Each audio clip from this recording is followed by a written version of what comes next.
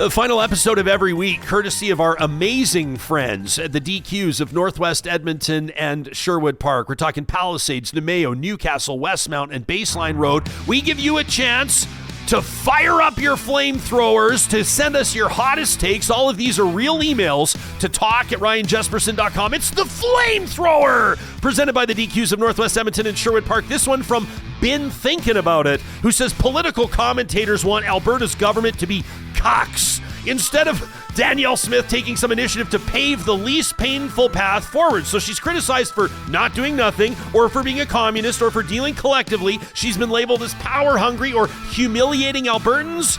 Been Thinking About It says this is a bad take, in my opinion. When you're drowning, you got to try to grab for twigs, even when you need a branch.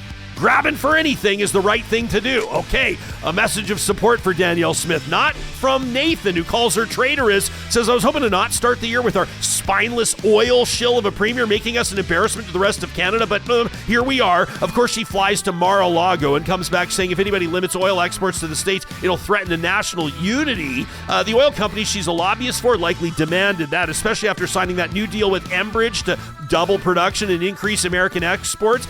Danielle Smith has done nothing but say she doesn't want to separate from Canada, and that all she has to do to just, pass up things like the Sovereignty Act, which is exactly what Alberta separatists want, and celebrate it when it passed. Hell, she tried to pardon somebody because she thought she had powers akin to an American senator. Newsflash, even if Alberta has the highest number of traitors that want to become part of the United States and the rest of the country, that's still 1 in 5 at best. No, it's more like 1 in 10. Says, and as far as I'm concerned, they should fucking emigrate and renounce their Canadian citizenship while they're at it. Do Alberta a favor. Take this traitorous marionette premier with you, along with Kevin the Hack O'Leary. The only ones causing a national unity crisis are the ones trying to actively bend the knee and kiss the ring of the orange blowhard to the south. Apparently nobody learned from the mistakes of pre-World War II England and France when they tried to appease Hitler, and were just as shocked as Poland was when Hitler invaded. You don't try to appease bullies, since the only thing they respond to is force. You can pry my maple syrup, Molson Canadian, and hockey sticks from my cold, dead hands before we sell out to the United States. And the same goes for trying to sell us out to Australian coal mining companies, by the way. The UCP should stand for Universally Corrupt Politicians. That from Nathan. I love the nation. Nathan points out Molson Canadian and hockey sticks. A reminder, one team left. One spot at the Real Talk Pond Hockey Classic coming up on February 1st. Presented by Molson Canadian. Back to the flamethrower. Tobias says Danielle Smith is putting Alberta first, and you leftists are pissed off because she's not bending the knee to the Liberals and the Feds. If you and Johnny don't like it, maybe you and Johnny should get the fuck out of Alberta, especially Johnny, since he thinks this is a personal shot at you, Johnny. I like it. Because he thinks it's fun. Smoke. He thinks it's fun to time out people in the chat who don't share his opinion or call him out for his hypocrisy. Tobias says, I'm Alberta first, and I always will be. Canada and the Feds have done nothing but treat Alberta like a piece of shit, like when they bought the pipeline, right, Tobias? And he says, and let's not forget they allowed Jasper to burn.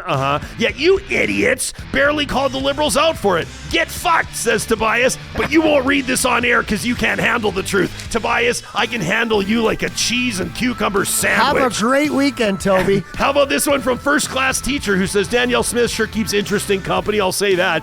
It's not company she should be proud of keeping, but what should I have expected from someone who entertains Tucker Carlson? Why was she at Mar-a-Lago trying to deal with Trump? To deal with this bully, premiers need to stand together as a group to ensure the messages delivered to the White House are consistent. She shouldn't have gone out on her own to try to broker a deal. That's detrimental to Canada. I'm a proud Canadian, says First Class Teacher. I used to be a proud Albertan, and you do not speak for me when you speak to Trump.